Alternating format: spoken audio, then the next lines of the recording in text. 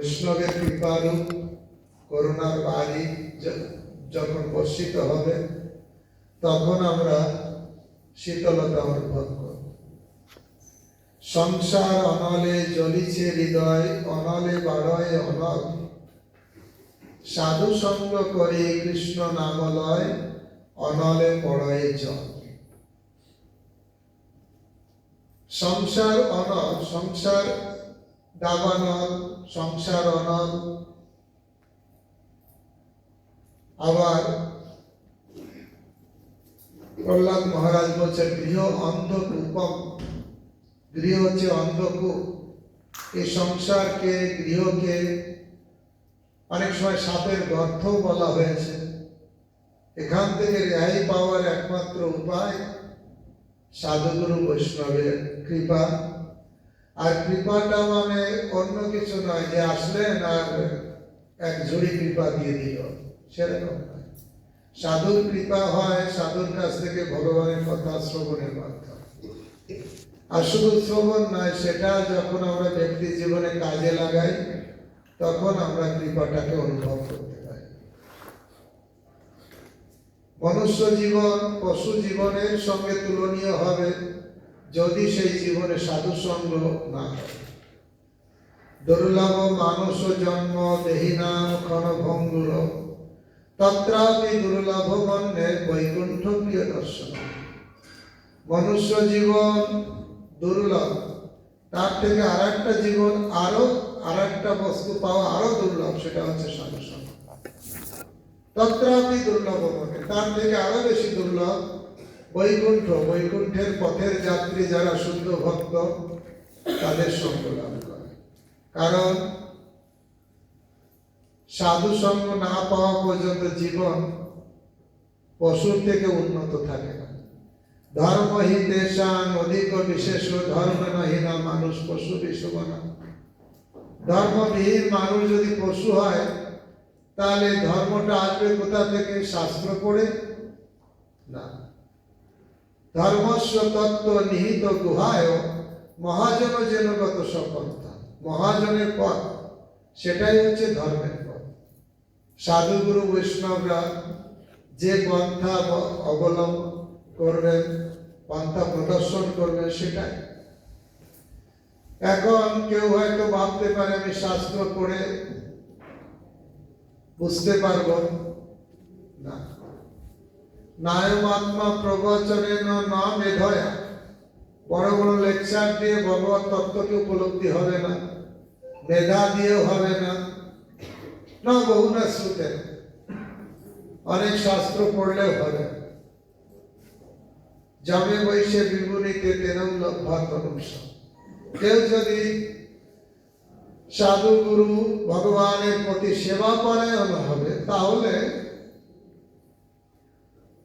উপলব্ধি হবে। তাই ভগবত উপলব্ধিটা নিহিত হয় সাধু সঙ্গের মাধ্যমে। দেখো, সব ক্ষেত্রে সাধু সঙ্গের বড় গুরুত্ব দেওয়া হয়েছে।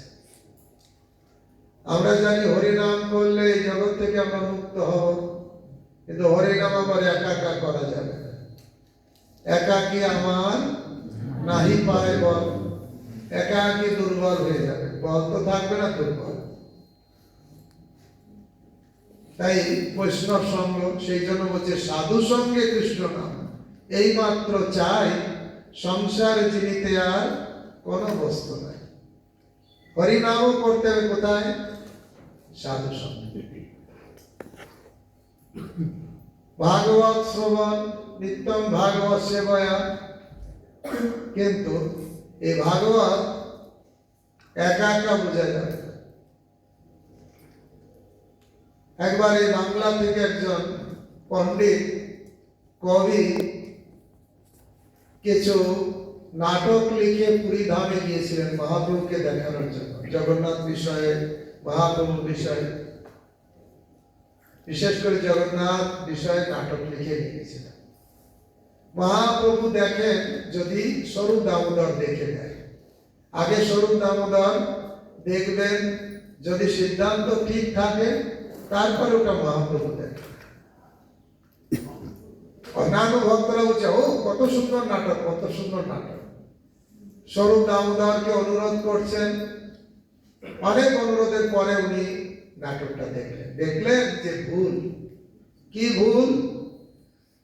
সাক্ষাৎ জগন্নাথ আর জগন্নাথের বিগ্রহ দেখো আলাদা ভাবে দেখিয়েছে। বলছে জগন্নাথের ভিতরে পরমাত্মা ব্রহ্মবস্তু জগন্নাথের ভিতরে অবস্থান করেছে। মানে বোঝাচ্ছে জগন্নাথ আলাদা, পরমাত্মা আলাদা। আসলে এই জগন্নাথ সেই পরমাত্মা, সেই ভগবান, কিন্তু ওখানে আলাদা করেছে। আর স্বরূপ দামোদর রেগে খুব বকা দিয়েছে। বোকা কোনো তা না, উল্টা পাল্টা লিখেছ। দেখছে কি মুখ কালো হয়ে গেছে, খুব দুঃখ পেয়েছে। তখন তাকে একটা উপদেশ দিয়েছে, দেখো, যাও ভাগবত পড়ো গিয়া বৈষ্ণবের স্থানে, একান্ত আশ্রয় করো চৈতন্য চরণে। যদি শাস্ত্র কিছু জানতে চাও, ভাগবত পড়ে কিছু যদি উপলব্ধি করতে চাও, একা একা হবে না। যাও ভাগবত পড়ো গিয়া বৈষ্ণবের স্থানে, একান্ত আশ্রয় করো চৈতন্য চরণে। তাই দেখুন, ভাগবত পড়তে গেলে সাধু সঙ্গ লাগবে, হরিনাম করতে গেলে সাধু সঙ্গ লাগবে। সাধু সঙ্গ বাদ দিয়ে জীবনে উন্নতি হবে। মহাপ্রভু যখন রূপ গোস্বামীকে এলাহাবাদে ত্রিবেণী সঙ্গমে দশাশ্বমেধ ঘাটে 10 দিন ধরে শিক্ষা দিলেন, যা রূপ শিক্ষা, সেখানে কি বললেন? মালি হয়ে সেই বীজ করে আরোপণ, শ্রবণ কীর্তন জলে করায় সেচন। উপজিয়া বাড়ে লতা ব্রহ্মাণ্ড ভেদি যায়, বিরজা ব্রহ্মলোক ভেদি পরব্রহ্মে পায়। তদুপরি যায় গোলক বৃন্দাবন, কৃষ্ণ পাদ কল্পবৃক্ষে করে আরোপণ। শ্রবণ কীর্তন জল দিলে ওই লতাটা বেড়ে বেড়ে গোলক ধামে যাবে। কিন্তু যদি বৈষ্ণব অপরাধ ওঠে হাতি মাথা, উপড়ে যায় কিংবা সুখী যায় মাথা। কিন্তু যদি বৈষ্ণব অপরাধ, যাকে হাতি মাথা অপরাধ বলে বর্ণনা আছে, সেটা যদি হয়, তাহলে একদম লতা শেষ। তাহলে কি করতে হবে? বৈষ্ণব অপরাধ থেকে মুক্ত হতে গেলে মহাপ্রভু সেখানে ডিসিশন দিয়েছেন, তাতে মালি যত্ন করি করে আবরণ, অপরাধ হস্তি জয়ছে না হয় উদ্গ্রহ। আবরণ মানে বেড়া দেয়। কিসের বেড়া? লোহার বেড়া, বাঁশের বেড়া, না সাধু সঙ্গের বেড়া? এখানে সাধু সঙ্গের বেড়ার কথা বলা আছে। যদি আপনি সাধু সঙ্গ না করবেন, একা একা ঘরে বসে থাকবেন, তাহলে এই অপরাধ হস্তি ঘরে ঢুকে যাবে। এই জন্য সাধু সঙ্গ বেড়াতে থাকতে হবে। প্রতিটা ক্ষেত্রে সাধু সঙ্গের বড় গুরুত্ব দেওয়া আছে। এই জন্য নরোত্তম দাস ঠাকুর সাধুর মহিমা করে বলেছেন, ঠাকুর বৈষ্ণব পদ অবনীর সুসম্পদ, শুনো ভাই হইয়া এক মন, আশ্রয় লইয়া ভজে তারে কৃষ্ণ নাহি তেজে, আর সব মরে অকার। এই ঠাকুরের বৈষ্ণবের পাদপদ্ম হচ্ছে অবনীর সুসম্পদ, আসল সম্পদ। এটাও যদি বিচার করবেন, ধরুন অনেক সময় ভক্তি জগতে আমাদের কি হয়, আমরা একটু নিরুৎসাহিত হয়ে পড়ি। যেমন শারীরিক কখনো দুর্বলতা আসে, শরীর খারাপ হয়, তখন ডাক্তারের কাছে গেলে ডাক্তার কি বলবে? না, আপনি কি করুন, একটা টনিক খান, টনিক খেলে ওই এনার্জিটা আবার আসবে। আধ্যাত্মিক জগতে আমরা যখন দুর্বল হয়ে পড়ি, আমাদের আচার্যরা 3টে টনিক খাওয়ার কথা বলেছে। আয়ুর্বেদে আছে দশমূল সালসা, অ্যালোপ্যাথিতে আছে আলাদা আলাদা টনিক, হোমিওপ্যাথিতেও আছে। কিন্তু বৈদিক শাস্ত্রের আচার্যরা আমাদের আধ্যাত্মিক জগতে আমরা যদি উন্নতি করতে চাই, যে টনিক আমাদের গ্রহণ করতে হবে সেটা সম্পর্কে বলছেন ভক্ত পদ ধুলিয়া ভক্ত পদ জল ভক্তা ভুক্ত শেষ, এই তিন সাধনের বল। বলটা কোথায়? ঘরে বল বা সাধু সঙ্গে বল? সাধুর কাছে যে এই তিনটে বস্তু প্রাপ্ত হওয়ার চেষ্টা করা, ভক্ত পদ ধুলি, ভক্ত পদ জল আর ভক্তের উচ্ছিষ্ট, এই তিন সাধনের পর।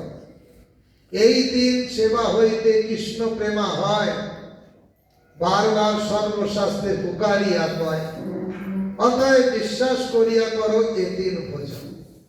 এ তিনটেই ভক্তের চরণ ধুলি, ভক্তের পদধৌত জল আর ভক্তের উচ্ছিষ্ট। কোথা থেকে আসবে?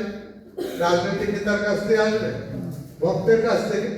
তো দেখুন, ভক্ত সঙ্গ না হলে এই তিনটে পাওয়া যাবে, আর তিনটে না পেলে দুর্বলতা কাটবে। আধ্যাত্মিক জগতে অনেক সময় আমরা বলি, প্রভু আগে খুব উৎসাহ ছিল, এখন সে উৎসাহ হচ্ছে না, কারণ শ্রদ্ধা ভক্তি কমে গেছে সাধুর প্রতি। আমি নিজে বড় সাধু হয়ে গেছি। অনেক সময় যা হয় ভক্তি জগতে ডাউন হওয়ার কারণ হয়, আগে আমি ভক্ত ছিলাম তাই আমার উৎসাহ ছিল, আর এখন আমি তো উনি প্রভু আমিও মহাপ্রভু, হ্যাঁ উনিও ভক্ত আমিও কি কম, আর সেই জন্য ভক্তি। বৈষ্ণবের প্রতি শ্রদ্ধা ভক্তি আমাদেরকে উন্নত করে। এই জন্য সাধু সঙ্গের বিশেষ মাহাত্ম্য, সাধু সঙ্গের অনেক গুণাবলীর কথা বলা আছে। আমরা দেখবেন তীর্থে যাই, কি জন্য যাই? তীর্থে যাব, স্নান করব, পবিত্র হব, তাই কি না? টাকা খরচা করে তীর্থে যাব, পরিশ্রম করব, সেখানে স্নান করে পবিত্র হব। সাক্ষাৎ তীর্থ স্বরূপ হচ্ছে সাধু। আমি বলছি না, নরোত্তম দাস ঠাকুর বলছে, আমি বলছি না, যুধিষ্ঠির মহারাজ বলছেন। যুধিষ্ঠির মহারাজ বিদুরকে বলেছেন, বিদুর যখন তীর্থ ভ্রমণ করে এসেছেন তখন তিনি বলেছেন, তীর্থ পূর্বানি তীর্থানি সত্যতাং বদামি। আপনি হচ্ছে সাক্ষাৎ তীর্থ স্বরূপ। কাকে বলছেন? বিদুরকে বলছেন। কৃষ্ণের পরম ভক্ত বিদুর, তাকে বলছেন আপনি তীর্থে গিয়েছেন, আপনি তো সাক্ষাৎ তীর্থ স্বরূপ, কিন্তু আপনি তীর্থে কেন গিয়েছেন? এই জন্য গিয়েছেন তীর্থকে পবিত্র করার জন্য। পাপীরা তীর্থে যায় কি জন্য? পাপটাকে ধুয়ে দেওয়ার জন্য। ওখানে স্নান করবে, পাপটা রেখে আসবে। আর শুদ্ধ ভক্তে তীর্থে যায় কেন? ওই যে পাপীর পাপে তীর্থ অপবিত্র হয়ে গেছে, তীর্থকে পবিত্র করার ক্ষমতা রাখে শুদ্ধ ভক্ত। তীর্থ পূর্বানি তীর্থানি সত্যতাং বদামি। নরোত্তম দাস ঠাকুরের পদে লিখছেন, তীর্থ জল পবিত্র গুণে লিখিয়াছে পুরাণে, সেসব ভক্তির প্রবঞ্চ বৈষ্ণবের পাদদাগ সমন হে এইসব। তীর্থ জল পবিত্র, পুরাণে, বিভিন্ন পুরাণে তীর্থের অনেক, এই পুরাণ সেই পুরাণ পড়বেন, তীর্থের অনেক মহিমা আছে। নরোত্তম দাস ঠাকুর তাই বলছেন, তীর্থ জল পবিত্র গুণে লিখি আছে পুরাণে, সেসব ভক্তির প্রবঞ্চ বৈষ্ণবের পাদদ সমনহে এইসব, যাতে হয় বাঞ্ছিত পূরণ। তীর্থ জল যতই পবিত্র হোক, কিন্তু বৈষ্ণবের চরণামৃত থেকে পবিত্র না। তাই বলছেন, যে তীর্থে বৈষ্ণব নাই সেই তীর্থে নাহি যাই। যেখানে বৈষ্ণব নেই সেখানে আমি যাব না।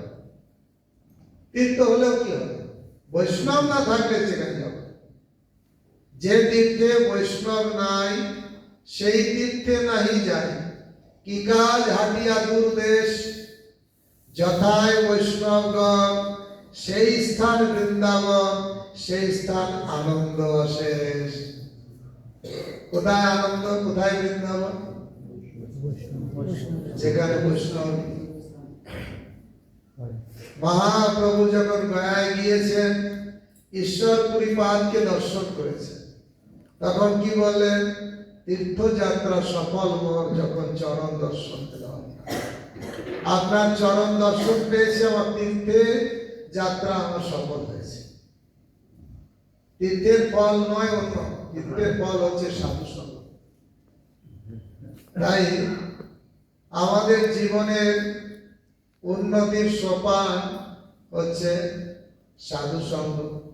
এই জন্য সাধু সঙ্গে ভগবত ভজন আমাকে উন্নত করবে। সাধু বাদ দিয়ে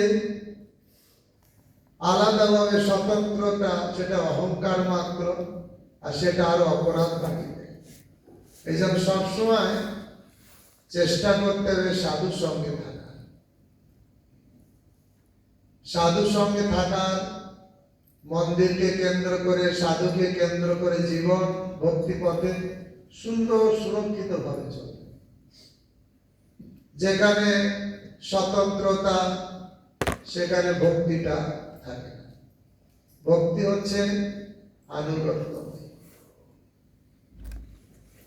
কারণ কৃষ্ণ কার সম্পত্তি? বৈষ্ণবের সম্পত্তি। কৃষ্ণ সে তোমার, কৃষ্ণ দিতে পারে, তোমার শক্তি আছে। আমি তো কাঙাল, কৃষ্ণ কৃষ্ণ বলি ধাই তব পাছে। কৃষ্ণ হচ্ছে যদি বৈষ্ণবের সম্পত্তি হয়, সেই সম্পত্তি যদি দখল নিতে চায়, তাহলে বৈষ্ণবের সঙ্গেই যেতে হবে দখল নিতে, নাকি? না একা একা হবে? লাঠি পিঠা খেতে হবে। এই জন্য বৈষ্ণব সঙ্গেতেই আনন্দ। আনন্দ কিনা? আর এই বৈষ্ণব সঙ্গ করার জন্য গীতাতেও বলা হয়েছে। কৃষ্ণ নিজেই বলছেন, আমার ভক্তরা যখন একত্রে মিলিত হয়, পরস্পরে কৃষ্ণ কথা বলে। জাগতিক মচ্চিত্ত মদগত প্রাণা বোধয়ন্তি পরস্পরম কথায়ন্তস্য মাম নিত্যম তুষ্যন্তি চ রমন্তি চ। রমন্তি, ওখানে আনন্দ উপভোগ করে। কামীরা কাম ক্রীড়ায় আনন্দ উপভোগ করে, মাতালরা মদ খেয়ে আনন্দ পায়, আর ভক্তরা কৃষ্ণ কথাতে আনন্দ পায়, নাকি? এই জন্য পরীক্ষিত মহারাজকে সুখদেব গোস্বামী বলছে, তুমি কৃষ্ণ কথা লম্পট। লম্পট ব্যক্তিরা স্ত্রীর সঙ্গে আনন্দ পায়, আর পরীক্ষিত মহারাজ মৃত্যু সামনে তবুও কৃষ্ণ কথাতেই আনন্দ। কেন? সাধু সঙ্গে আনন্দ, সেখানে কৃষ্ণ প্রসঙ্গ আলোচনা হয়। বৈষ্ণব সঙ্গেতে মন আনন্দিত অনুক্ষ, প্রতি মুহূর্তে আনন্দ বৈষ্ণব সঙ্গে। কেন? সেখানে জাগতিক কথা আলোচনা হয় না, সদা হয় কৃষ্ণ পরসঙ্গ, কৃষ্ণ প্রসঙ্গ আলোচনা হয়, কৃষ্ণ কথা আলোচনা হয়, কৃষ্ণের রূপ গুণ লীলা পরিকর নিয়ে আলোচনা হয়। তাই সেখানে আনন্দ। কারণ ভগবান নিজেই সচ্চিৎ আনন্দময়, ভগবানের কথাও সচ্চিৎ আনন্দময়। যেই নাম সেই কৃষ্ণ ভজ নিষ্ঠা করি, নামের সহিত আছেন আপনি। কৃষ্ণ কথাতেই শ্রীহরি আছে। নিজেই বলছেন, আহং তিষ্ঠামি বৈকুণ্ঠে যোগিনাম হৃদয় নচ। এই বৈকুণ্ঠেও থাকি না, যোগীদের হৃদয়ে থাকি না। কোথায় থাকি? মন ভক্ত যত্র গায়, যেখানে আমার ভক্তরা একসঙ্গে মিলিত হয়ে আমার গুণগান।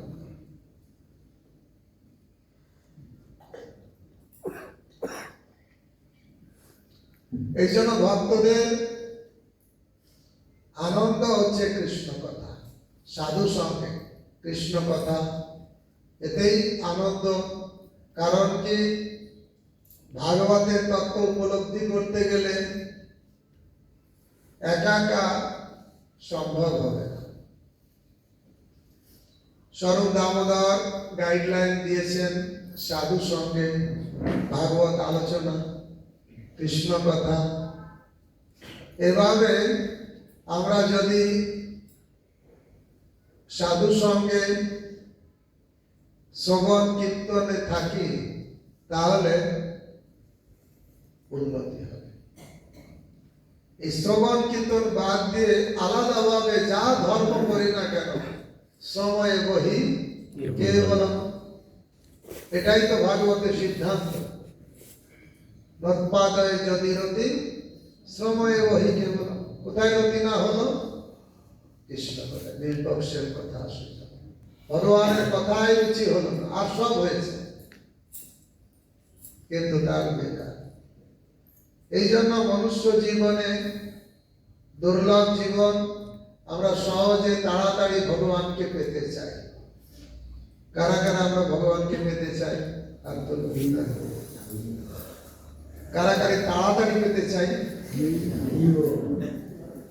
কারা কারা আমরা সহজে পেতে চাই? আমরা ভগবানকে পেতে চাই, সহজে পেতে চাই, তাড়াতাড়ি। কি পন্থা? যদি বলা হবে হরিনাম করুন, তা হরিনাম করতে তো ঘুম পায় কি না? আর হরিনাম করার সময় উল্টা পাল্টা চিন্তা আসে।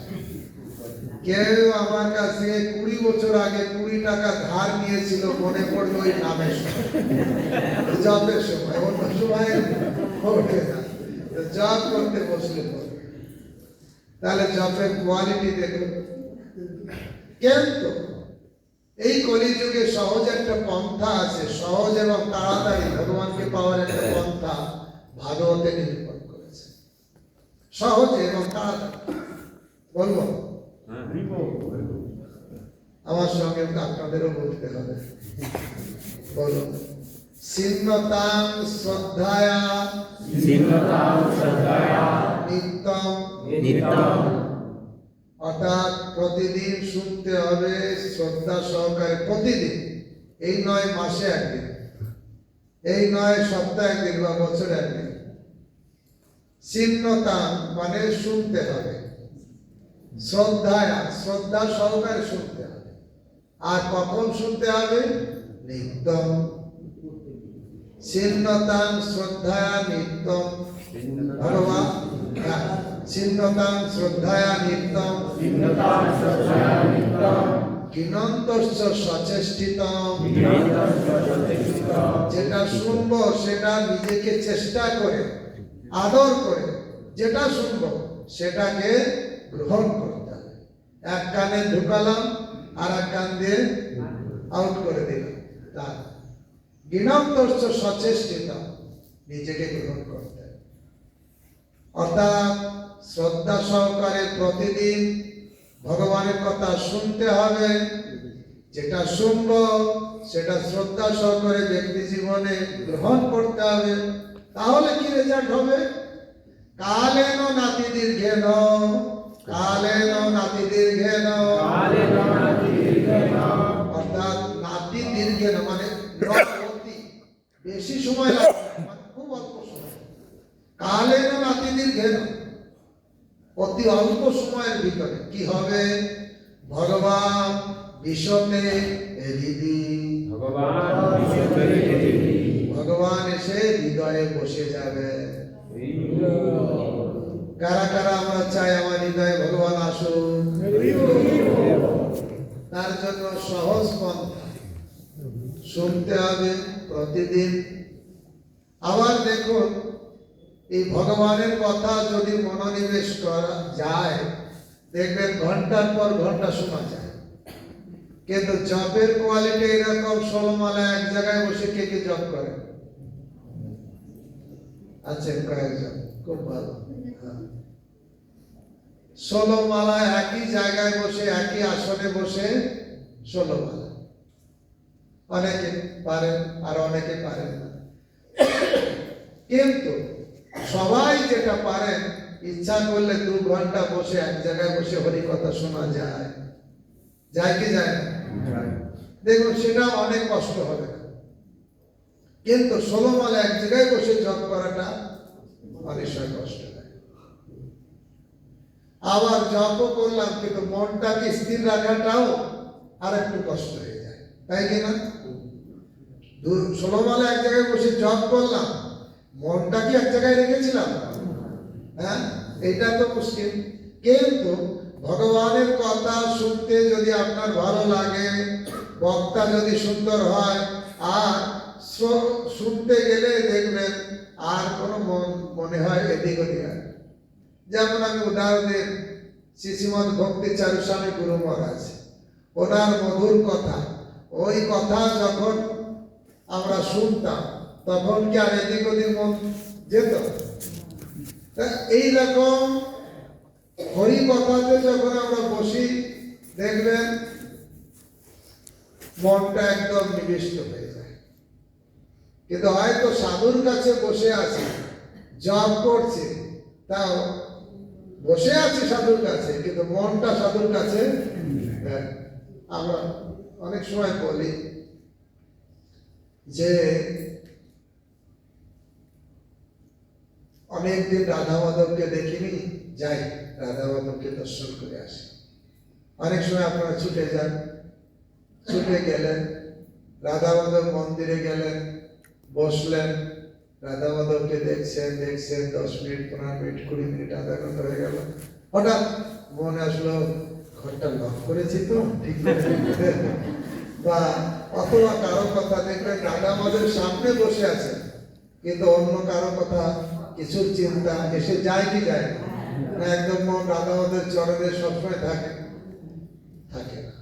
কিন্তু আপনি একটু খেয়াল করবেন, যদি হরি কথায় মনটা একবার লাগিয়ে দেন, দেখবেন ঘন্টার পর ঘন্টা ওই মনটা সেখানেই থেকে গেল। তাহলে মনোনিবেশ করার জন্য সর্বশ্রেষ্ঠ পন্থা কোনটা? সেই জন্য গোপীরা গিয়েছেন, তব কথা অমৃত তপ্ত জীবন কবি বিড়িড়িত কলমশাপহম শ্রবণ মঙ্গলম শ্রীমদাগতাম ভুবি বিনন্তি তে ভূরিদা জনা।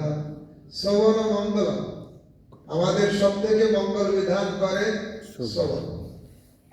সেই জন্য আর এই শ্রবণের জন্য আমরা 2 দিন আগে আমি কলকাতা মন্দিরে আলবার্ট রোডে ক্লাস দিচ্ছিলাম, ওখানে আলোচনা করলাম কিভাবে রামানন্দ রায় মহাপ্রভুর সঙ্গে কথোপকথন হলো। মহাপ্রভু বলেন ইহবাজ্য স্বধর্ম ইহবাজ্য, কৃষ্ণে কর্মপণ ইহবাজ্য, স্বধর্ম ত্যাগ ইহবাজ্য, জ্ঞান মিশ্রা ইহবাজ্য। জ্ঞান শূন্য যেখানে বললেন শ্রবণের কথা, ব্রহ্মার একটা স্তব দিয়ে সেখানে রেফারেন্স দেওয়া আছে। ব্রহ্মা বলছে জ্ঞানে প্রয়াস মদকর্ষ নমন্ত এবং সমৃদ্ধ ভবদীয় বার্তা স্থানে স্থিতা, যে গৃহস্থ বানপ্রস্থ ব্রহ্মচারী সন্ন্যাসী যে যেখানে আছে সেখানে থেকে যদি শ্রুতিকথা শ্রবণ করে ভগবানের কথা, অজিত জিত বিত্রৈলক্য হয়, অজিত যে কৃষ্ণ তাকেও জয় করা যাবে। ওখানে শ্রবণের গুরুত্ব দেওয়া আছে, এই ত্যাগ ওই ত্যাগ না, শ্রবণ। গৃহস্থ বানপ্রস্থ ব্রহ্মচারী পরিবর্তনের দরকার নেই, পুরুষ মহিলা কোন মনে করা উচিত নয় এটাতে হবে না ওটাতে হবে না, যেখানে যে আছে সেখানে থেকে যদি শ্রবণ করবে অজিত জিত হবে, অজিত যে কৃষ্ণ তাকে জয় করা যাবে। মহাপ্রভু বলেন ইহ হয়, ওইখানে এসে বলেন হয়। কেন বললেন? ওইখানে শ্রবণের গুরুত্ব দেওয়া আছে। ব্রহ্মমত স্টেজ থেকেও হবে না, শ্রবণ যেখানে সেখান থেকে হ্যাঁ বলছে। জ্ঞান মিশ্রা ভক্তি যেখানে বলেছে সেটা ব্রহ্মভূত স্টেজ।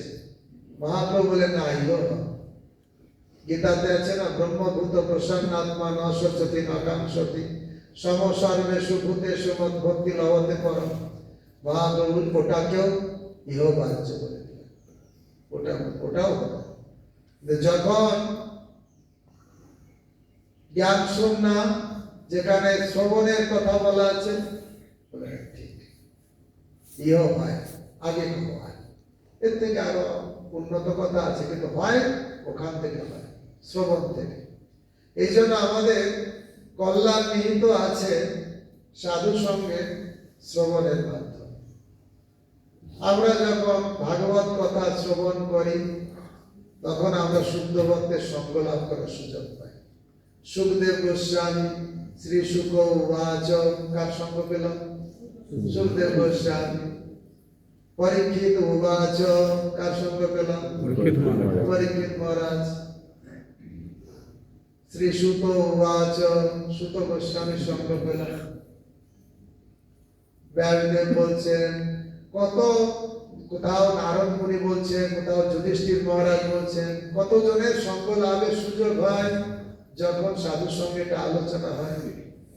যখন একাকী বাড়িতে পড়লে হয়, কিন্তু ততটা হয় না, কারণ একাকী ভাগবতের ভিতরে প্রবেশ করা মুশকিল। যদি কলিযুগের শক্তিটা দেখবেন, একা একা পড়বেন, চোখ আস্তে আস্তে বন্ধ হয়ে আসবে, আর তখন এই কাজ ও কাজ পড়বে। কিন্তু যখন সাধু সঙ্গে শ্রবণে যুক্ত হবেন, তখন মনে হয় যেন ভগবান কিছু জ্ঞান দিচ্ছেন, গাইডলাইন দিচ্ছেন, কিছু বুদ্ধি দিচ্ছেন। সাধু সঙ্গে, কারণ ভগবান সেখানে শিখিয়ে আসবেন। এই জন্য মহাপ্রভু এটাও বলা হয়েছে, সেই জন্য গৌরাঙ্গ মহাপ্রভু সাধু হয়ে সবাইকে সাধু সঙ্গ দান করার জন্য এসেছেন। আগে ছিল কৃষ্ণ ভগবান, কিন্তু তাতে হলো না। উপদেশ দিলেন, মনমনা ভব মদ ভক্ত মজ্জা ঝিমাং নমস্কুর। কে শুনল? যৎকরসি যদাস্নাসি যদ্রসি যদাসি যত্তপস্যসি কন্তে তৎপুরুষমদর্পণম। কে শুনল? সর্বধর্মান পরিত্যাজ্য মামেকম শরণম ব্রজ। কে শুনল? ভগবান উপদেশ দিয়ে গোলক ধামে ৪,৫০০ বছর অপেক্ষা করলেন যে আমার কথা শুনছে কি শুনছে না। দেখলেন নোবডি ফলো, কেউ পালন করছে না। তখন ভাবলেন আমি জ্ঞান দিয়েছি, ডেমনস্ট্রেশন দেয়নি, আমি জ্ঞান দিয়েছি, বিজ্ঞান দেয়নি, উপদেশ দিয়েছি, নিজে আচরণ করে দেয়, শিখায়নি। তাই আবার মানুষের কানে জল দিতে গেলে আবার আমাকে নিজে যেতে হবে। এবার ভগবান রূপে আসলেন না, কি রূপে আসলেন? ভক্ত। রাধা ভাব অঙ্গী করি রাধার বরণ ধরি। রাধা ভাব নিয়েছেন, রাধার কান্তিকে নিয়েছেন। রাধা রানী হচ্ছে সর্বশ্রেষ্ঠ ভক্ত, আর ভক্ত ভাবে মহাপ্রভু এসে জগৎকে শিক্ষা দিলেন। কি শিক্ষা দিলেন?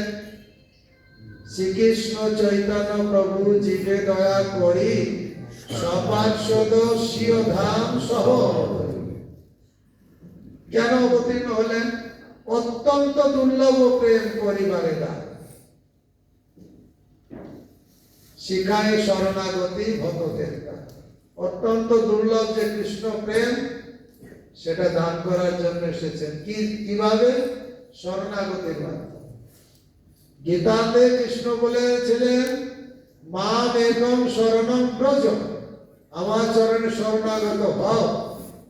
এই কিভাবে হতে হবে সেটা মহাপ্রভু এসে প্র্যাকটিক্যাল শিক্ষা দেন। সেই শিক্ষা দেওয়ার জন্য মহাপ্রভু আবার আসেন। শিখায় শরণাগতি ভগতের, শরণাগতির শিক্ষা দেওয়ার জন্যই মহাপ্রভু এসেছেন। তাই দেখো, ভগবান রূপে যেটা করলেন না, সেটা ভক্ত রূপে এসে জগৎকে কৃপা করলেন। এই জন্য ভক্ত বড় করুণা। জীবের দরদি দুঃখী ছিল প্রভু পাদ, বিরহ বাসরে তব হেরি অবসাদ। প্রভুপাদের অবর্তমানে খুব অবসাদ। প্রভুপাদ এক জায়গায় লিখছেন, এই জগতের মানুষ কষ্ট পায় কেন? কি উত্তর হবে? জীব কেন কষ্ট পায়? বৈষ্ণবের কৃপা। হ্যাঁ, এটাই হচ্ছে আসল। হ্যাঁ, তাই এরকম অনেক কথা আছে। স্বরূপ ভুলে যাওয়া, পাপ কর্ম লিপ্ত থাকা, কৃষ্ণ বলে সেই জীব অনাদি বহির্মুখ, অতএব মায়া তারে দেয় সংসার আদি দুঃখ। কৃষ্ণ বহির্মুখ হইয়া ভগবাঞ্ছা করে, নিকটস্থ মায়া তারে ঝাপটিয়া ধরে। অনেক কথা আছে, কিন্তু প্রভুপাদ ক্যালকুলেশন একদম ফাইনাল করে দিয়েছেন।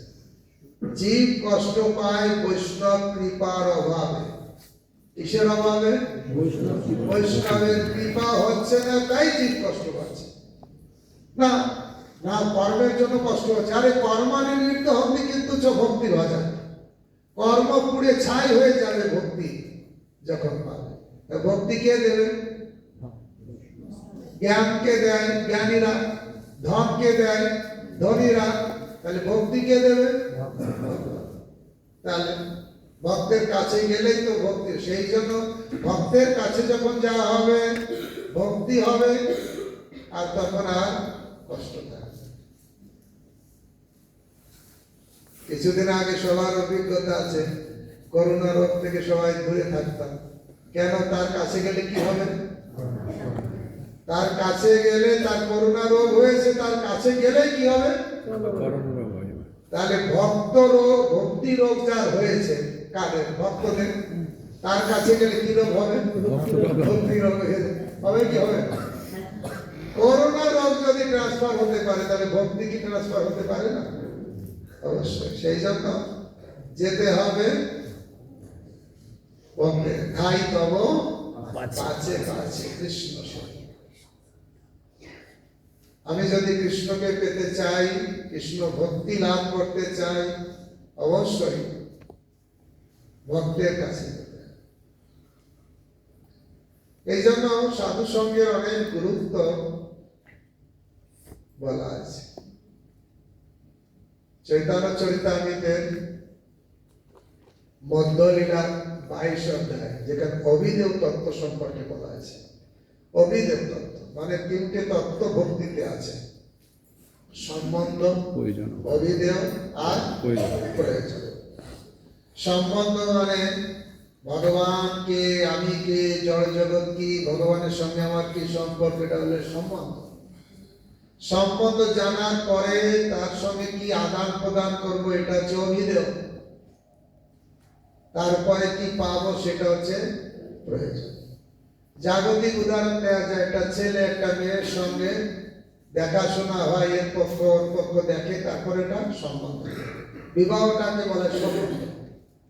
বিবাহের পরে স্ত্রী স্বামীর সেবা করে, আর তারপরে কি লাভ করে? সন্তান লাভ করে, প্রয়োজন। ঠিক সেরকম ভক্ত আর ভগবান সম্বন্ধ। আমি কে? আমি হচ্ছে স্বরূপ হচ্ছে কৃষ্ণের নিত্য দাস, ভগবান হচ্ছেন প্রভু। ভালো করে জানাটা হচ্ছে সম্বন্ধ। তারপরে বলা হয় অভিদেয়। আর অভিদেয় তত্ত্ব যখন বর্ণনা করছেন মহাপ্রভু সনাতন গোস্বামীকে, কতদিন ধরে বলেছেন? 2 মাস ধরে। কাশীতে 2 মাস ধরে সনাতন গোস্বামীকে সম্বন্ধ, অভিদেয়, প্রয়োজন শিক্ষা দিয়েছেন। চৈতন্য চরিতামৃত 20, 21, 22, 23 সম্বন্ধ, অভিদেয়, প্রয়োজন। 24-এ কাশীবাসী উদ্ধার, 25-এ আত্মারাম শ্লোকের 64 প্রকারের ব্যাখ্যা সনাতন গোস্বামীকে দিয়েছেন। এই বর্ণনা আছে চৈতন্য চরিতামৃত। সেখানে অভিদেয় তত্ত্ব বর্ণনা করতে যে বলছেন, এই জীব 84 লক্ষ জনিতে ভ্রমণ করে, কিন্তু ভ্রমণ করতে করতে যদি সাধু সঙ্গ পায়, তাহলে এখান থেকে সে উদ্ধার পেতে পারে। এ সম্পর্কে জগদানন্দ পণ্ডিত অনেক কিছু বলেছেন। ভ্রমিতে ভ্রমিতে যদি সাধু বৈদ্য পায়, তার উপদেশ মন্ত্রে পিশাচি পলায়। আমাদের অবস্থাটা কেমন? বদ্ধজীবের অবস্থা, পিশাচি পাওয়ার। পিশাচি পাইলে যেন মতিচ্ছন্ন হয়, মায়াগ্রস্ত জীবের হয় সে ভাব উদয়। কারো যদি ভূতে পায়, সে নিজের কথা না বলে ভূতের কথা বলে। কোথায় থাকো? তাল গাছে থাকে। কি খাও? মাছ ধরে ধরে খায়। বলে কি জানে ভূত পেয়েছে। তা আমাদের বদ্ধ জীবকে মায়া ভূতে পেয়েছে। কোন ভূতে? এখন কারো যদি ভূতে পায়, কেউ কখনো দেখেছেন ভূতে পাওয়ার লোক? হ্যাঁ, তখন ভূতে পাওয়ার লোক তাকে কি করে? ভূত তাড়ানোর জন্য কার কাছে নিয়ে যায় বা কাকে ডেকে আনে? ওঝা। ঠিক। আর ওঝা এসে কি করে? তেল মাখায় না, খুব মন্ত্র বলে, খুব মন্ত্র বলে। নিম পাতা বা কারি পাতা দিয়ে খুব করে মন্ত্র বলবে। তখন বলে যাচ্ছি যাচ্ছি। আর যদি যাবি তাহলে একটা নিদর্শন দেখে যা। ও নিদর্শন দেখে যায়, গাল ভেঙে দেয়, কোনো ঝড় নেই, অত বড় করে। তা বলার উদ্দেশ্য হচ্ছে এই, আমাদের মাথায় মায়া ভূত ভর করেছে, মায়া ভূত। এর থেকে রক্ষা পাওয়ার জন্য শাস্ত্রে বলছে, ভ্রমিতে ভ্রমিতে যদি সাধু বৈদ্য পায়। কোন বৈদ্য? সাধু বৈদ্য পায়, তার উপদেশ মন্ত্রে পিশাচি পলায়। সে যখন হরি কথা বলবে, তার হরি কথার দ্বারা পিশাচি পালিয়ে যাবে। ওঝার এমন মন্ত্র ও ভূত আর থাকতে পারে না। ঠিক সাধু এমন হরি কথা, মায়া ভূত আর মাথায় থাকতে পারে না। প্রমাণ, বিদুর হস্তিনাপুর ত্যাগ করে চলে গেছিলেন, বিভিন্ন জায়গায় ভ্রমণ করছিলেন। ভ্রমণ করতে হলে বৃন্দাবনে উদ্ধবের দর্শন পান। উদ্ধবকে জিজ্ঞাসা করেন কৃষ্ণ কেমন আছেন। উদ্ধবের কাছ থেকে শুনতে পান কৃষ্ণ জগৎ থেকে চলে গেছেন। যাওয়ার আগে উদ্ধব বলছেন আমাকে ভাগবত কথা বলে গেছে। বিদুর সঙ্গে সঙ্গে বলছেন ওই ভাগবত কথা আপনি আমাকে বলুন, দয়া করে ভগবান কি বলেছে আপনি বলুন। কারণ যাওয়ার আগে ভগবান বলেছেন আমি চলে যাচ্ছি উদ্ধব, আর তুমি যে কান্নাকাটি করছো কান্নাকাটি করো না, তোমাকে ভাগবত কথা বলছি। আমি চলে যাওয়ার পরে যখনই তুমি ভাগবত কথা স্মরণ করবে, যে কথা আমি তোমাকে বলছি স্মরণ করলে, এখন তুমি যেমন আমাকে দেখছো ওই রকমই দেখতে পাবে। আমরা তো সরাসরি কৃষ্ণকে দেখতে চাই নাকি? নাকি শুধু অনুভূতির মাধ্যমে? সাক্ষাৎ জন্ম সফলতা কৃষ্ণ দর্শন যার ভাগ্যে হইয়াছে একবার, বিকশিয়া হৃদনয়ন করি কৃষ্ণ দর্শন ছাড়ে জীব চিত্তের। বৃন্দাবন কেলি চতুর্বনমালী, ত্রিভঙ্গ ভঙ্গিম রূপ বংশীধারী অপরূপ রসময় নিধি গুণশালী। বর্ণ নব জলধর শিরে শিখি পিচ্ছবর, অলকা তিলক শোভা পায়। পরিধানে পিতবাল বদনে মধুর হাস, হেন রূপ জগত মাতায়। ইন্দ্র নীলজিনী কৃষ্ণ রূপ খালি, হেরিয়া কদম্ব মূলে।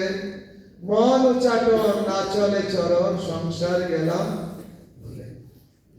এই ভগবানকে আমরা সরাসরি দর্শন করতে চাই। উদ্ধব বললেন, উদ্ধব বিদুরকে বললেন ভগবান আমাকে বলেছেন এই ভাগবত কথা তুমি যখনই মনন করবে, এখন যেমন এখন সাক্ষাৎ দেখছো তখনই দেখতে পাবে। কত সুন্দর কথা। ভগবান এও বলেছেন আমি চলে যাচ্ছি, কিন্তু আমি ভাগবত সমুদ্রে নিজেকে নিমজ্জিত করে রাখছি। অনেক আপনার গ্রামে গঞ্জে শোনেন ওই পুকুরে কি বলে কলসিতে মোহর পাওয়া যায়, ওই পুকুরে আছে মোহর আছে। তখন কি করে ওখানে ডুবিয়ে ডুবিয়ে মোহর পায় খুঁজে। কোনো কিছু ধরুন এই পুকুরে একটা সোনার বাটি হারিয়ে গেছে, কি করে পাওয়া যাবে? ওই পুকুরে আছে, ওখানে ডুব দিতে হবে, ডুবাতে ডুবাতে ওটা পাওয়া যাবে। ভগবানকে পাওয়া যায়। ভগবান বলছে আমি ডুব দিয়ে অবস্থান করছি কোথায়? ভাগবতের ভিতরে। আমরা যদি ভগবানকে খুঁজে বের করতে চাই কোথায় ডুব দিতে হবে? কোথায়? না জড় সাহিত্যে? ভাগবত সাহিত্যের যুগ দীর্ঘ।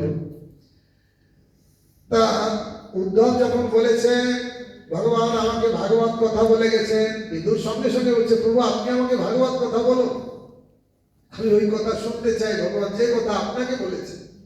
না তো আমি বলবো না। কেন বলবো না? কারণ আমি আর মৈত্র ঋষি দুইজনই ভাগবত কথা শুনেছি, কিন্তু ভগবান ভাগবত কথা বলার সময় মৈত্র ঋষিকে বলেছিলেন, হে মৈত্র ঋষি, আমি এখন তোমাকে যে ভাগবত কথা বলছি এই কথা পরবর্তীকালে তুমি বিদুরকে বলবে।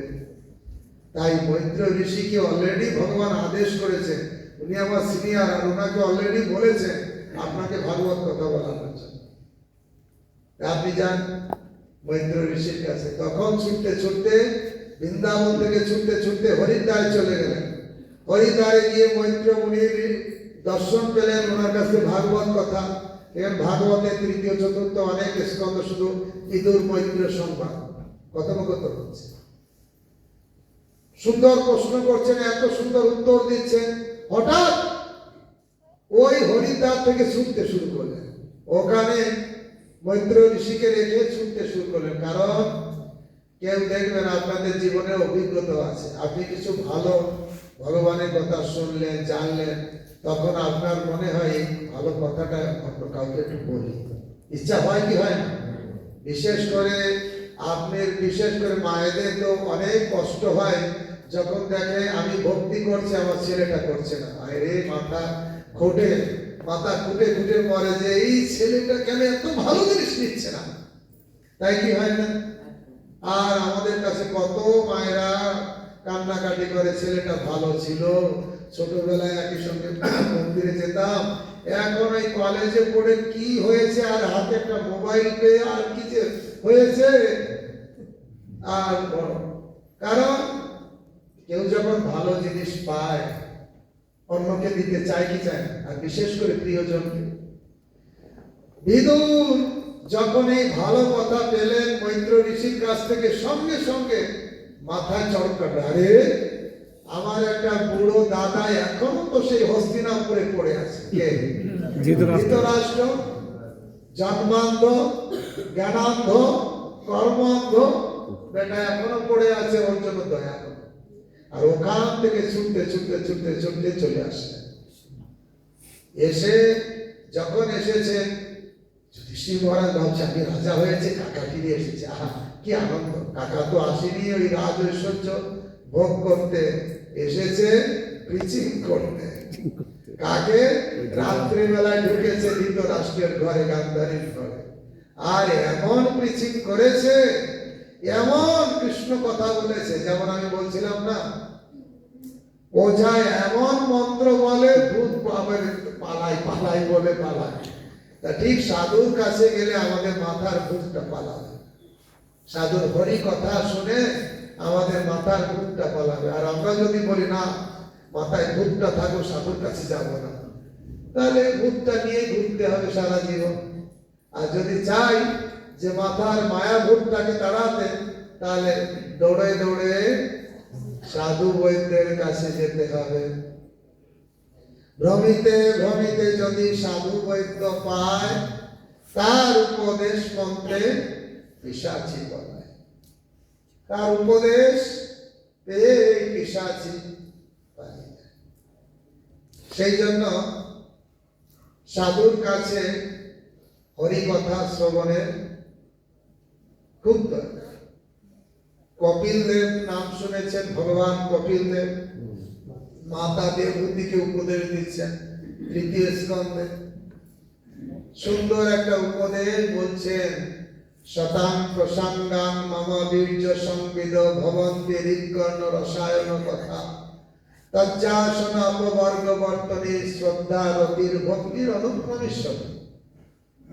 কেউ যদি সাধুর কাছে যে বীর্যবতী ভগবানের কথা শ্রবণ করেন, তাহলে হৃদয়ের অনর্থ চলে যাবে, ভগবানের প্রতি শ্রদ্ধা, রতি এবং প্রেম জাগ্রত হবে।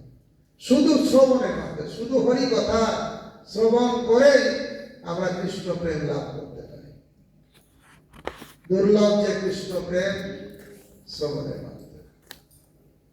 মহাপ্রভু স্বয়ং ভগবান হয়েও আদর্শ স্থাপন করেছেন প্রতিদিন গদাধরের কাছে যেতেন। কি করতেন? ভাগবত শুনতেন প্রতিদিন। ভক্তরাও গোস্বামীগণ একসঙ্গে মিলিত হয়ে কৃষ্ণ কীর্তন গান নরতন পরম প্রেমাম্বদ নিধি ধীর ধীর জন প্রিয় প্রিয় কর নির্মৎসর উচিত শ্রী চৈতন্য কৃপা ভর ভুরি ভারাব হন্তরক বন্দে রূপ সনাতন রঘুযুগ শ্রী জীব গোপালক। ঈশ্বর গোস্বামীরাও বসে কৃষ্ণ কথা আলোচনা করছেন, চর্চা করতেন। তাই আমাদের ভক্তদের আনন্দ হচ্ছে সেখানে। কোথায়? এই কথাই সমস্ত শাস্ত্রে সব জায়গায় বর্ণনা আছে। সচিনন্দন স্বামী মহারাজ তিনি একটা গ্রন্থ লিখেছেন, তাতে লিখছেন যে রূপ গোস্বামী বলেছেন মালি হয়ে সেই বীজ করে আরো পর শ্রবণ কীর্তন জলে করা এসেছে। শ্রবণ আর কীর্তন জল দিতে হবে। একটা গাছে গোড়ায় আমরা জল দেই, ফলে শাখা প্রশাখা তৃপ্ত হয়। তো বলুন তো আমরা কি গোড়ায় জল দেই না মাটিতে জল দেই? মাটিতে দেই, সেটাই গোড়ায় যায়, তাই কিনা? এটাই ক্লিয়ার। তা ঠিক শ্রবণ কীর্তন জল দিতে গেলে ওই মাটির মাধ্যম দিয়ে, অর্থাৎ সচিনন্দন মহারাজ ব্যাখ্যা করে বোঝালেন সেই জন্য সাধু সঙ্গের মাধ্যম দিয়ে শ্রবণ কীর্তন হয়, ডাইরেক্ট শ্রবণ কীর্তন হয় না। জলটা দেব গুড়াতে, কিন্তু থ্রু মাটি। ঠিক সেরকম বৈষ্ণবের মাধ্যম দিয়ে আমার শ্রবণ কীর্তনটা পুষ্ট হয়। এই জন্য সাধু সঙ্গ খুবই মাহাত্ম্যপূর্ণ, সমস্ত শাস্ত্রে বর্ণনা করা আছে। আমার টাইম টেবিল কতক্ষণ সেই অনুসারে বলতে পারি। কয়টা বছর? 5:30, আরো আধা ঘন্টা। তা আমি এতক্ষণ শুধু সাধু সঙ্গের মাহাত্ম্য মনে হয় বললাম, তাই কিনা? শ্রবণ কীর্তনের মাহাত্ম্য, সাধু সঙ্গের মাহাত্ম্য বললাম, এবং মহাপ্রভু নিজে সেই লীলা আস্বাদন করেছেন, সাধু সঙ্গে আস্বাদন করেছেন, কথার আস্বাদন করেছেন, কীর্তনের আস্বাদন করেছেন। যেটা শিবা সঙ্গনে মহাপ্রভু 1 বছর অন্তরঙ্গ ভাবে কীর্তন আস্বাদন করেছেন। বৃন্দাবনে রাস, নবদ্বীপে সংকীর্তন, এই রূপে কৃষ্ণ লীলা বিচিত্র কর। যেটা বৃন্দাবনে রাসলীলা, সেটাই নবদ্বীপে সাধু সঙ্গে সংকীর্তন লীলা, অভিন্ন। আর এই সংকীর্তন লীলা প্রতিদিন চলত। আমি গতকাল মনে হয়, গতকাল দুপুরেই এই শিবা সঙ্গনের কিছু কাহিনী আমি বলেছি, যেহেতু অনেকে অনলাইনে শোনেন, আমি তারপরের থেকে বলছি। সেটা হচ্ছে এই, একদিন মহাপ্রভু 7 প্রহরিয়া ভাবে আবিষ্ট হয়েছে। 7 প্রহরিয়া ভাব মানে 1 প্রহর মানে কয় ঘন্টা? 3 ঘন্টা। 7 প্রহর মানে 21 ঘন্টা। 21 ঘন্টা নন স্টপ ওই ভাব প্রদর্শন করেছে। অন্যান্য সময় সংকীর্তন হতো শ্রীবা সঙ্গনে, মহাপ্রভু কখনো বিষ্ণু খটায় বসতেন, আবার নেমে যেতেন, কখনো ভগবান ভাব, কখনো ভক্ত ভাব। কিন্তু এই দিন 7 প্রহরিয়া ভাবে ভক্তদের দেখা প্রদর্শন করবেন, বা সেই ভাব উদয় হয়েছে। আর শ্রীবাস ঠাকুরকে ইঙ্গিত করলেন আবার অভিষেক করো। মহাপ্রভু শ্রীবাস সঙ্গনে আছেন, সমস্ত ভক্তরা তার অভিষেক করতে লাগলেন। গঙ্গা জল দিয়ে অভিষেক করলেন, স্নান করালেন, তারপরে মহাপ্রভুকে নতুন বস্ত্র পরালেন, সুন্দর ভগবানকে যেমন অর্চন করা হয়, শৃঙ্গার করা হয়, মহাপ্রভুকে সব ভক্তরা মিলে তাই করা।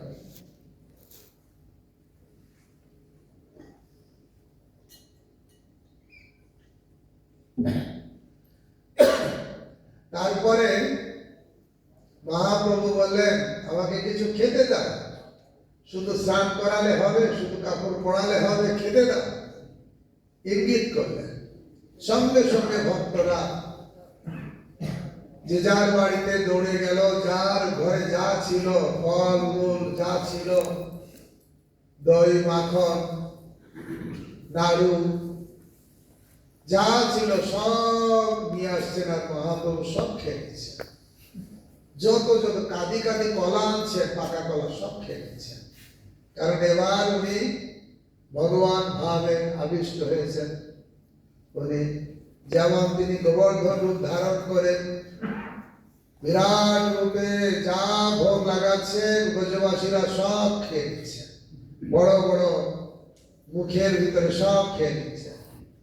আরো বলছেন, আনো আনো আনো আরো আনো আরো আনো।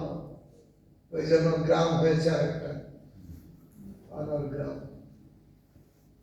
মহাপ্রভু এরকম বলছে, আরো দাও, আরো নিয়ে আসো, আরো আনো। এইরকম প্রসাদ পাচ্ছেন। আর এক একজন ভক্তের গুণগান করছেন। প্রথমে শ্রীবাস ঠাকুরকে ডাকলেন, শ্রীবাস কাছে আসো। শ্রীবাস ঠাকুর দৌড়ে কাছে গেছেন। মনে পড়ে শ্রীবাস সেদিনের কথা। প্রভু কোন দিনের কথা? যেদিন দেবানন্দ পণ্ডিতের ওখানে তুমি ভাগবত কথা শুনতে গিয়েছিলেন, আর ভাগবত কথা শুনে তোমার প্রেম হয়েছিল, তুমি কান্না করছিলে। তখন দেবানন্দ পণ্ডিতের শিষ্যরা, গুরু যেমন শিষ্য তেমন, শিষ্যরা কি করলো, ভাগবত কথায় ডিস্টার্ব হচ্ছে মনে করে তোমাকে চ্যাংদোলা করে তুলে নিয়ে দূরে বসে আছে। আর তুমি তখন অনেক কষ্ট পাচ্ছিলে, মনে আছে? হ্যাঁ হ্যাঁ প্রভু, আমার তো খুব কষ্ট হচ্ছিল, ভাগবত কথা শুনতে না পেরে আমার কষ্ট হচ্ছিল। বলছে, তখন আমি কি করলাম? তোমার হৃদয়ে নিজে আমি প্রকাশিত হলাম, তোমার হৃদয়কে আনন্দে পরিপূর্ণ করে দিলাম। মনে আছে? হ্যাঁ হ্যাঁ প্রভু। হঠাৎ আমি দেখছি হৃদয়ে একটা আনন্দ অনুভব হচ্ছে, বলে আমি তোমার হৃদয়ে প্রবেশ করলাম। এভাবে এক একজন ভক্তের গুণগান করছেন, তার পূর্বের কাহিনী সব বলছেন। শ্রীবাস ঠাকুরকে বলার পরে এবার গঙ্গাদাস পণ্ডিতকে ডাকলেন। গঙ্গাদাস পণ্ডিত কাছে আসে। মনে আছে তোমার সেই দিনের কথা? প্রভু কোন দিনের কথা? যেদিন তুমি তোমার পরিবার নিয়ে রাত্রে বেলায়, গভীর রাত্রে লুকিয়ে পালিয়ে যাচ্ছিলে। কেন? তুমি জানতে পেরেছ সকালেই বিধর্মীরা এসে তোমার ধর্ম নাশ করবে, পরিবারকে নাশ করবে। সেই ভয় পেয়ে তুমি গভীর রাত্রে তুমি স্ত্রী কন্যা নিয়ে, পুত্র নিয়ে তুমি পালিয়ে যাচ্ছিলে। আর পালিয়ে যাচ্ছিলে যখন, যেতে যেতে একটা নদীর পাড়ে এসে গেছে, আর নদীতে একটাও নৌকা ছিল না। মনে আছে? হ্যাঁ হ্যাঁ প্রভু, আমার মনে আছে, স্পষ্ট মনে আছে। আমি বড় ব্যাকুল হয়ে কান্নাকাটি করছিলাম। হ্যাঁ, তুমি খুব কান্নাকাটি করছিলে। হে প্রভু, এখানেই যদি আমার রাত শেষ হয়ে যায়, সকাল হলে তো বিধর্মীরা আমার সর্বনাশ করবে। তখন যখন তুমি খুব কান্নাকাটি করছিলে, মনে আছে? তখন একটা ছোট্ট নৌকা নিয়ে একজন মাঝি এসেছিল। বলো তো কে? বলছে, না আমি তো জানি না প্রভুকে। বলছিলাম, আমি তোমাকে পার করে দেওয়ার জন্য ওই মাঝির রূপ ধারণ করে নৌকা নিয়ে তোমাকে ওই গভীর রাত্রে পার করেছিলাম। আর এক একটা কথা বলছেন, এক একটা কাহিনী বলছেন, আর ভক্তরা একদম কান্না করে গড়াগড়ি যাচ্ছে। প্রভু আপনি এত দয়ালু, এত কৃপালু, ভক্তের প্রতি আপনি এত খেয়াল রাখেন। এইভাবে ভক্তরা কান্না করছে। এরপরে মহাপ্রভু ডাকলেন হরিদাস ঠাকুরকে। হরিদাস, আসো আসো আমার কাছে আসো, তোমাকে বর দিতে চাই। কে বলে তুমি নিচু জাতি? তোমার যে জাতি আমারও সেই জাতি। তুমি যদি কিছু গ্রহণ করো আমার খাওয়া হয়ে যায়, তুমি যদি কোথাও চলো আমার চলা শুরু হয়। হরিদাস মনে আছে সেই দিনের কথা? প্রতি ভক্তের পূর্ব কাহিনী বলছে। মনে আছে সেই দিনের কথা? কোন দিনের কথা প্রভু? যেদিন তোমাকে বিধর্মীরা বাইর বাজারে বেত্রাঘাত করে করে তোমার প্রাণ অন্ত করার সংকল্প করেছিল, তোমাকে নির্মম ভাবে প্রহার করছিল। আমি তো গোলক ধামে থেকে আমি তোমার কষ্ট সহ্য করতে পারলাম না।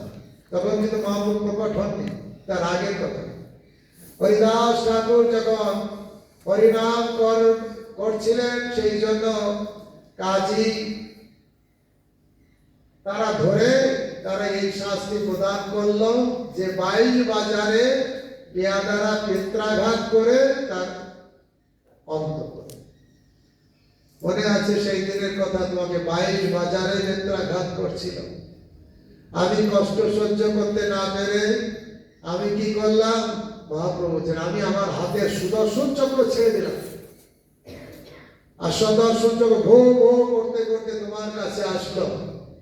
এখন সুদর্শন চক্র অমোঘ অস্ত্র, সে কিছু করতে পারলো না। পাশুপত অস্ত্র তার কাছে কিছু নাই, ইন্দ্রের বজ্র তার কাছে কিছুই নাই, এইরকম এক অমোঘ অস্ত্র, কিন্তু ছুটে গেল। আমার আদেশ ছিল তাও কিছু করলো না। কেন জানো? তারা সুদর্শন চক্র ভাবছে আমি কার কথা শুনবো, ভগবানের কথা শুনবো না ভক্তের কথা শুনবো? ভগবান অর্ডার দিয়েছে মেরে শেষ করে দাও, আর এখানে তুমি হরিদাস তুমি কি করছিলে? তোমাকে যারা মারছিল তুমি হাত জোড় করে ভগবানের কাছে প্রার্থনা করছে, হে ভগবান এরা অবুঝ, এরা কিছু জানে না, এদেরকে তুমি ক্ষমা করে দাও। এখন হরিদাস ঠাকুর ক্ষমা করতে বলছেন, আর এদিকে ভগবান বলছেন মারো। এখন সুদর্শন কার কথা শুনবে? তারপরে সুদর্শন ভাবলো শাস্ত্রে আছে, বলা হয়েছে আমার ভক্তের পূজা আমার হইতে বড়, তাই ভক্ত হচ্ছে বড়। সেই জন্য সুদর্শন কি করলো? তোমার কথা শুনলো, আমার কথা শুনলো না, ও ফেরত চলে আসলো। কিন্তু আমি তো সহ্য করতে পারলাম না তোমার উপরে যে অত্যাচার, নির্মম ভাবে বেত্রাঘাত, আমি সহ্য করতে না পেরে আমি নিজে ছুটে চলে গেছিলাম তোমার ওখানে, আর তোমার পিঠে যে বেত্রাঘাত করছিল সেই তোমার পিঠের উপরে আমার পিঠটা পেতে দিলাম।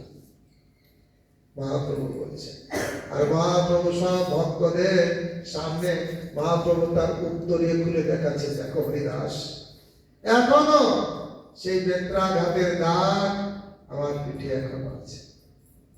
আর এই কথা শুনে কেউ আর কান্না থামাতে পারে? একদম সবাই কান্না করছে, হে প্রভু তুমি এত দয়ালু এত কৃপালু। এভাবে মহাপ্রভু সব ভক্তের গুণগান করছেন, তাকে কৃপা করার কথা বলছেন।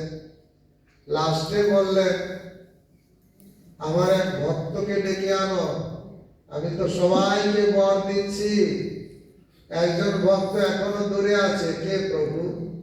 না ওই যে শ্রীধর, ওকে সবাই বলে কলা গাছা শ্রীধর, ওই শ্রীধরকে ডাকো। ভক্তরা বলে প্রভু আমরা তো শ্রীধরকে চিনি না, আমাদের সঙ্গে তো মেলামেশা কিছু নেই। বলছে যাও, এই গভীর রাত্রে দেখবে সারা মায়াপুরে সবাই ঘুমিয়ে আছে, কিন্তু একটু এগোয় যাও দেখবে কীর্তনের আওয়াজ পাবে। একজন সারা রাত ধরে কীর্তন করে, সে হচ্ছে আমার ভক্ত শ্রীধর। লোকেরা বলে বেটা চাষা বসা শ্রীধর, ও ভর পেট খেতে পায় না, আর সেজন্য খাওয়ার অভাবে ক্ষুধার জ্বালায় রাত্রে ঘুম হয় না, আর আমাদের জ্বালাতন করে, লোকেরা এইভাবে বলে। কিন্তু ও আমার পরম ভক্ত, একটু সময় নষ্ট করে না, রাত দিন শুধু সে আমার নাম করে। তাই যাও, কলা বেচা শ্রীধর, তাকে ডেকে নিয়ে আসো। একটু আর সামনে গেলেই তার কীর্তনের আওয়াজ শুনতে পাবে, নিয়ে চলে আসবে। তাকে আমি বর দিতে চাই, সে বড় গরিব, সবাইকে বর দিচ্ছি, আমি তাকে বর দেব। ভক্তরা ছুটে চলে গেছে, মহাপ্রভুর আদেশ অনুসারে ছুটে গিয়েছে সামনে উত্তর দিকে ছুটে গেছে। সেখানে যে গিয়ে কীর্তনের আওয়াজ পেয়েছে, আর ঠিক শ্রীধরের কাছে চলে গেছে। দেখছে শ্রীধর হরিনাম করছে, তার ঘর এত কি বলে চাল এত ফুটা, বর্ষা যদি হয় উঠানে পড়ার আগে ঘরের ভিতর আগে পড়ে, এত ভালো বিল্ডিং। আর পরনে যে কাপড়, শত জায়গায় ছিদ্র, জোড়া তালি দেওয়া, এত গরিব। শ্রীধর কিন্তু শুধু হরিনাম করছে, হরে কৃষ্ণ হরে কৃষ্ণ কৃষ্ণ কৃষ্ণ হরে হরে, হরে রাম রাম রাম হরে হরে। ভক্তরা তার কাছে যেয়ে বলছেন, আপনি কি শ্রীধর? আপনি কি শ্রীধর? বলছে, হ্যাঁ আমি অধম শ্রীধর। তখন ভক্তরা বলছেন, হে প্রভু, আপনাকে মহাপ্রভু ডেকেছে, আপনাকে মহাপ্রভু ডেকেছে। আপনাদের বাড়িতে যদি এসে বলে যে ভগবান আপনাকে ডেকেছে, কেমন লাগবে?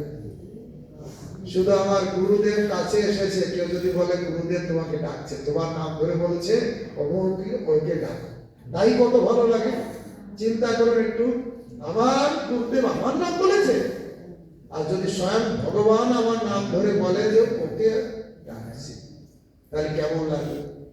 শ্রীধর যখন শুনলেন যে আমাকে ডাকছে মহাপ্রভু, সঙ্গে সঙ্গে একদম অচেতন হয়ে পড়ে, অচেতন হয়ে। ঠিক এইরকমই হয়েছিল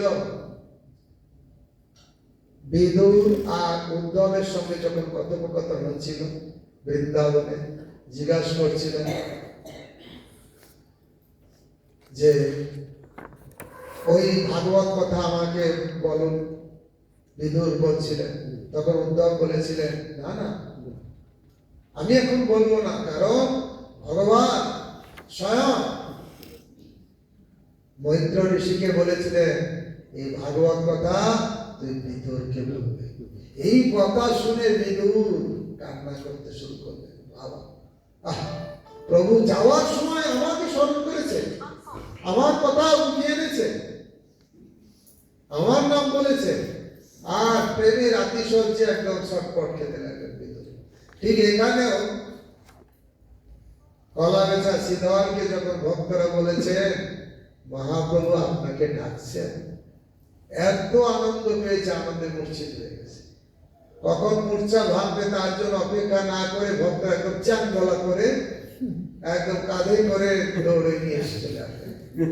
নিয়ে মহাপ্রভুর সামনে যখন দিয়েছে, মহাপ্রভু যে শ্রীধর তুই বড় গরিব, তুমি আমাদের বর চাও, কি বর চাও? তোমাকে আমি সমস্ত ঐশ্বর্য দিয়ে দিই। না না না না প্রভু, আপনি আমাকে ঐশ্বর্য দেবেন না, তাহলে তোমাকে অষ্ট সিদ্ধি দিয়ে দিই, তুমি যখন যা চাইবে, যখন যেটা দরকার সেটা পেয়ে যাবে, ইচ্ছা করলে দেবে, অষ্ট সিদ্ধি দিয়ে দিই। বলছে না, আপনি আমাকে এগুলো দেবেন না। তাহলে বলো শ্রীধর তুমি কি চাও? দেখো, পিতা পুত্রকে কিছু দিয়ে আনন্দ পায়, পায় কি না? মা সন্তানকে কিছু দিয়ে আনন্দ পায়, এর ভিতরে একটা আনন্দ আছে, দেওয়ার ভিতরে একটা আনন্দ। তো বলছে আমি পিতা পুত্রকে কিছু দিয়ে আনন্দ পাই, তুমি কিছু চাও, চাও শ্রীধর। তখন শ্রীধর বলছে প্রভু যদি দেবেন তাহলে একটা বর দেব। কি বর বলো? যেই প্রভু কাড়ি নিল মোর খোলা পাপ, সেই প্রভু হোক মোর জন্মে জন্মে না। যে প্রভু আমার তোর মোচা কেড়ে নিল, সেই প্রভুই যেন আমার জন্ম জন্মান্তরে না হয়, আমি আর কিছু চাই না। কে সে হচ্ছে নিমাই। সচি মাতা বলতে, নিমাই যাও সবজি নিয়ে আসো। আর সোজা চলে যেতেন শ্রীধরের কাছে। শ্রীধর, তোর কত দাম, মোচার কত দাম? বৈষ্ণব কম কথা বলে, আর শ্রীধর তো পরম বৈষ্ণব, সবার দাম নির্দিষ্ট। মোচার দাম 2 আনা, কলার দাম 1 আনা, থোড়ের দাম 1 আনা, এরকম। মহাপ্রভু জিজ্ঞাসা করে কোনটার দাম কত, বলে দিত শ্রীধর সব একদম। হ্যাঁ, এত দাম কেন? মোচার দাম এত হওয়া উচিত নয়। বলছে, দেখো নিমাই, তোমার যদি আমার জিনিস পছন্দ না হয়, দামে যদি ঠিক না, তুমি অন্য দোকানে যাও, সেখান থেকে কিনে নাও। হ্যাঁ, আমি কেন অন্য দোকানে যাব? আমার বাধা দোকানটা, তোমার কাছে কেন ছেড়ে আমি অন্য জায়গায় যাব? ভগবানের বাধা দোকানটা। আসলে ভগবান বলেছেন, মহাপ্রভু, ভক্তের জিনিস ভগবান কাড়ি কাড়ি খায়, অভক্তের জিনিস ভগবান ফিরেও না চায়। কৃষ্ণকে দলে নেওয়ার জন্য দুর্যোধন অনেক রকম রান্না বান্না করে রেডি করেছিল কৃষ্ণকে খাওয়াবো। কৃষ্ণ বলেন, আমার ক্ষুধাই নেই, খেলেনি না। আর ওখান থেকে বের হয়ে পাশে বিদুরের ঘরে গেল। বিদুর ঘরে ছিলেন না বিদুরের স্ত্রী, বলে কে খেতে দাও, খেতে দাও। এখান থেকে বের হয়ে ভক্তের ঘরে গেলেই ক্ষুধা লেগেছে। কৃষ্ণের 9 লক্ষ গাভী ছিল বাবা, দুধ দধি মাখন অভাব ছিল না, কিন্তু গোপীদের ঘরে গেলেই ক্ষুধা। গরিবদের ঘরে গেলে এটা খাবে সেটা খাবে, কেন? ভক্তের জিনিস ভগবান কাড়ি কাড়ি খায়, অভক্তের জিনিস ভগবান ফিরেও না চায়। ভক্তের জিনিস খেতে বড় উদাহরণ দেওয়া হয়, কেন ভক্তের জিনিস চাই? কোন বাবা, তার পকেটে অনেক টাকা আছে, দোকান থেকে চকলেট কিনে খেতে পারে। চকলেট কিনলো, আর সে বাড়িতে এসে ছেলেকে দিল, তার প্রিয় ছেলেকে দিয়ে বলল, বাবা এটা চকলেট দাও তো। ওকেই দিয়েছে, বাবাই দিয়েছে, আবার ছেলের কাছ থেকে বাবা চাইছে তো চকলেট দেবে। তখন ওই ছেলেটা একটা চকলেট নিয়ে বাবার মুখে দিল। কোন চকলেটে বেশি টেস্ট, যে চকলেট ছেলেটা বাবার মুখে দিল না দোকানের চকলেটটা? ছেলে যে বাবার মুখে দিল। একই চকলেট, কিন্তু টেস্টটা ঠিক সেরকম। ভগবান সবকিছুর মালিক হলেও ভক্তের জিনিস চায়। ভক্তের জিনিস ভগবান কাড়ি কাড়ি খায়, অভক্তের জিনিস ভগবান ফিরেও না চায়। তাই বিদুরের বাড়িতে গেলেন, বললেন ক্ষুধা লেগে গেছে, খেতে দাও। তখন তো কিছু রান্না ছিল না, ওখানে অত কিছু রান্না, ক্ষুধা নেই। আর এখানে কিছু রান্না নেই, ক্ষুধা।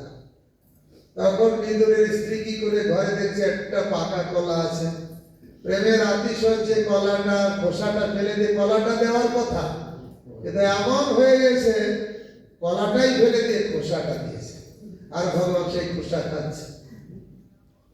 বাইরের লোক বলবেন নিশ্চয়ই সাইকাটিস্ট রোগী, কারণ যে ভালো মন্দ খেলো না, এখানে সে খোসা খাচ্ছে।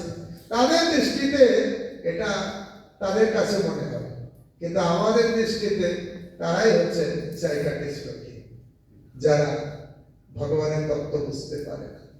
ট্রেনে চলবেন, মনে হবে গাছপালাগুলো দৌড়চ্ছে, তাই কি না? আসলে গাছপালা দৌড়াচ্ছে না ট্রেন দৌড়াচ্ছে, তা উল্টোটা দেখে। তা আসলে এই প্রেমের মাহাত্ম, সেই জন্য কলা বেচা শ্রীধরের কাছে দেবে না, তোমার দোকান থেকে নেব। আর তুমি, আমি তোমার দোকানে বারবার আসি বলে আমার দাম বাড়িয়ে দেবে? 2 আনার মোচা না, এটা 1 আনা হবে। 1 আনা ছেড়ে দিতেন, ছুড়ে দিতেন, আর মোচাটা নিয়ে হাঁটা দিতেন। নিমাই মোচাটা নিয়ে হঠাৎ দিয়েছে আর শ্রীধর আর বাড়িতে টেনে ধরেছে, দুইজনের অনেকক্ষণ টানাটানি হয়। তারপরে শ্রীধর মনে করে আরে নিয়ম হচ্ছে ব্রাহ্মণকে কিছু দান করা উচিত, কিন্তু আমি তো গরিব, দিতে পারি না, যদি নিয়ে যাচ্ছি তারপর ছেলে কিন্তু একদিন না প্রতিদিন এসে টানাটানি করে নিয়ে যাবে। এটাই হচ্ছে শ্রীধর আর মহাপুরুষ সঙ্গে প্রেম বিনিময়। তা আসলে এই শ্রীধর বর চাইলে যে প্রভু আমার থোড় মোচা জোর করে করে নিত, সেই প্রভু যেন আমি নিত্য দাস হতে পারি, আমি আর কিছু চাই না।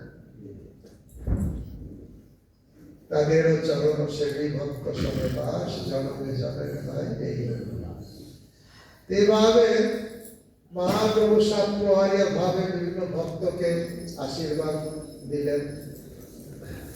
5:30 বেজে গেছে।